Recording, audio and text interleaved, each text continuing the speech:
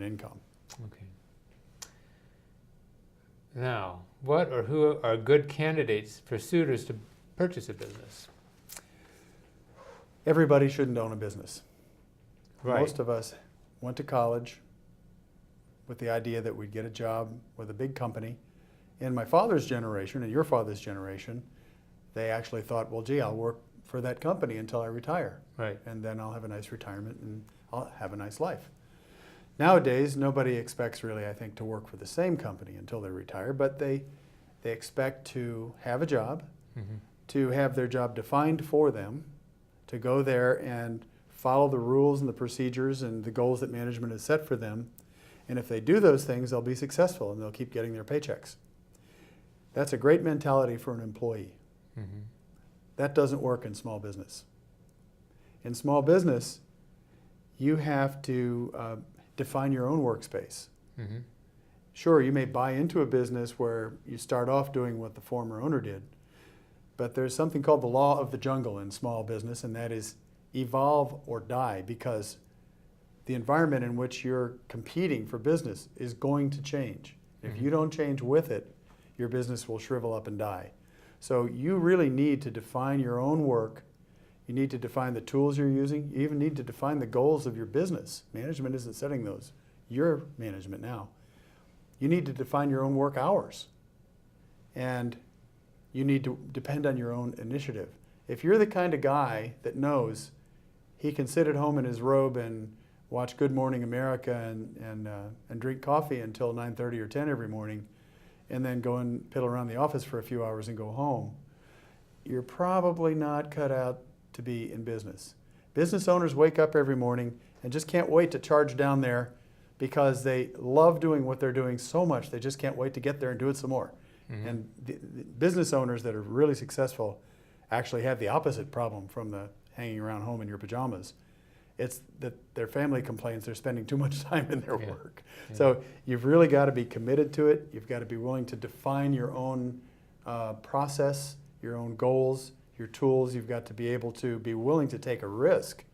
When small business owners go up to Lake Tahoe and go into one of the casinos, for the most part, they're just not interested in putting a few quarters in a slot machine, because to them, that's not gambling. Mm-hmm. What they do every day is gambling. Yeah. Big time. So you've got to be Interesting. willing to take risk, and you've got to be willing to put your money in, knowing that you're depending on yourself, your organization, and your business model to have that money return a profit and come back to you safely. Okay. Now, if you're selling a business, what communication should be done to the employees? So I think that's a very sensitive area. It is. That's a tricky question. And two things about that are tricky. One is you may have a contractual obligation to tell them. Mm-hmm. If you're a union business, your union contract may specify it, or just good union company relations would dictate that you should bring them in on it and let them know what's going on and let them know what to expect. I think sometimes union employees are much more secure in their positions and not as fearful.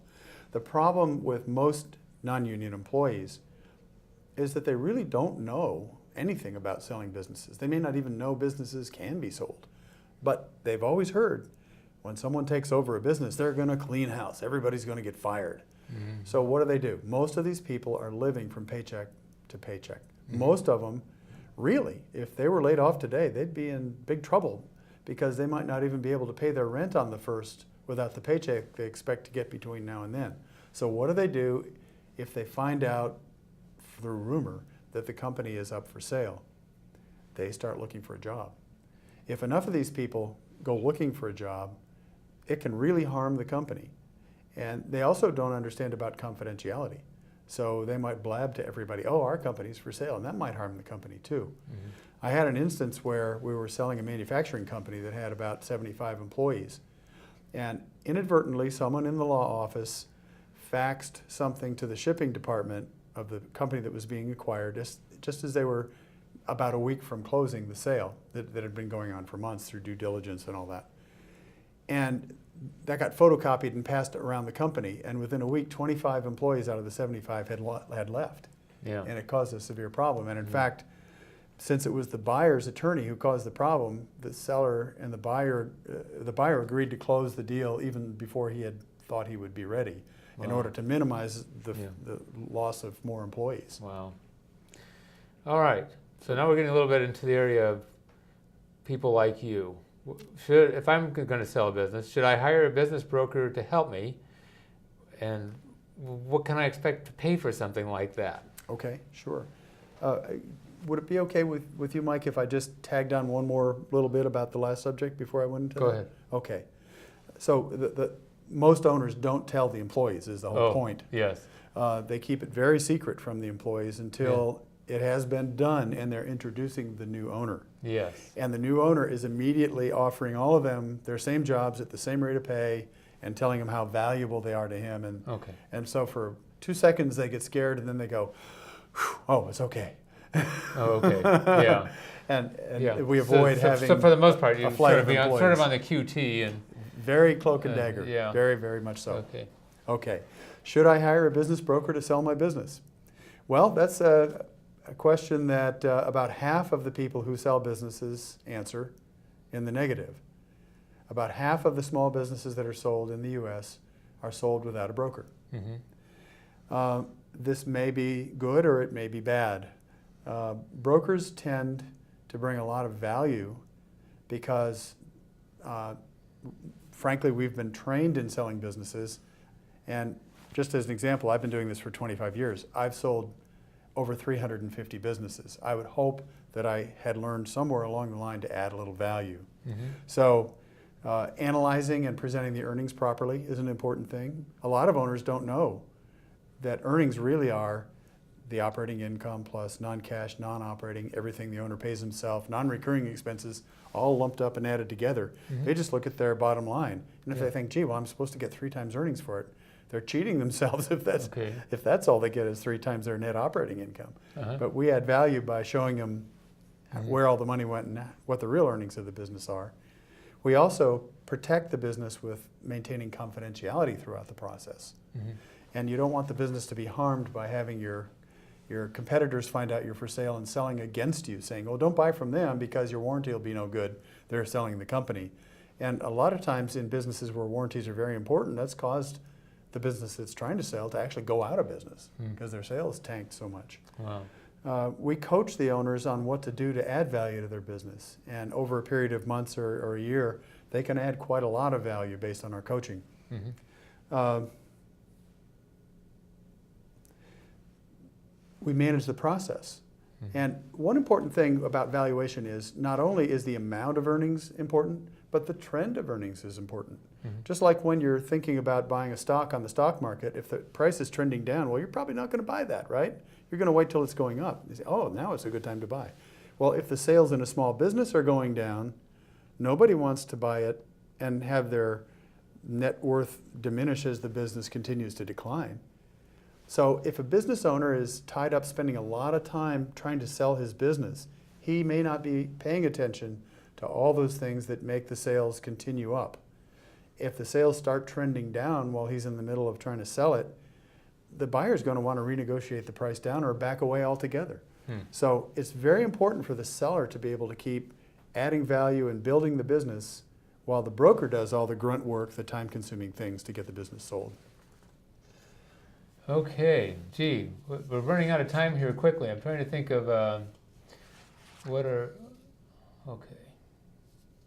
Here's a good one, I think. Let's say I'm going to sell a business. Should I be trying to continue to work in that business after I sell it?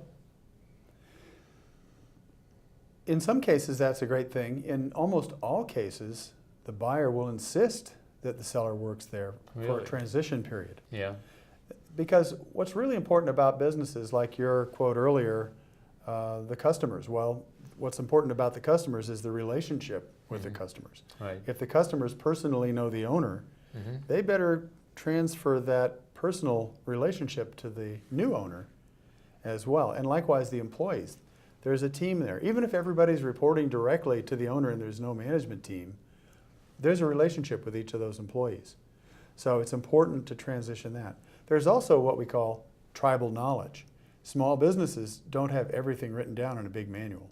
A lot of it is right here, either in the owner's head or in the key employees' heads. If the key employees don't feel good about that new owner, they're probably not going to share that tribal knowledge with him.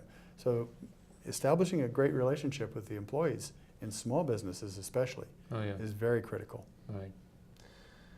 Okay, well, actually we're getting pretty close to the end here, so I think what I'm going to do is I'm just going to throw a question, sort of a softball to you about, just what are some words of wisdom that you have for people that are thinking about selling a business? Everybody who owns a business one day will no longer own that business.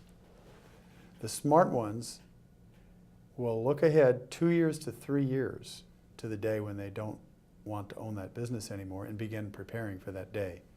In so doing, they will add a lot of value and a lot of marketability to their business so that when the day comes, they'll have a very happy and satisfying result. The worst case scenario is someone who suddenly must sell his business.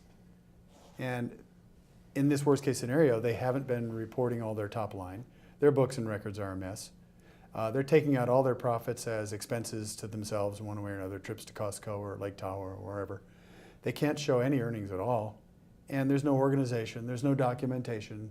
They may have customer concentration issues. They may have owner who's a unique talent issues. They may have a lot of issues that could all be dealt with if they had planned ahead. If you think you're ever going to get out of your business, and everybody is, it only makes sense to start preparing for that day, the first day you're in business. Okay, so maybe not a good idea to die in the saddle. Totally not. Okay. All right, folks. Well, this is an important area, a decision, huge decision for people to sell their own business, and maybe another time we'll do one about buying a business. One of the most important decisions that a business owner has to make is how to go about selling their business. We hope that this program has helped you in getting ideas together, things to think about in that process. Greg, I want to thank you very much again for being my guest. Thanks again. And folks, we hope you can join us next time on Financial Insider Weekly.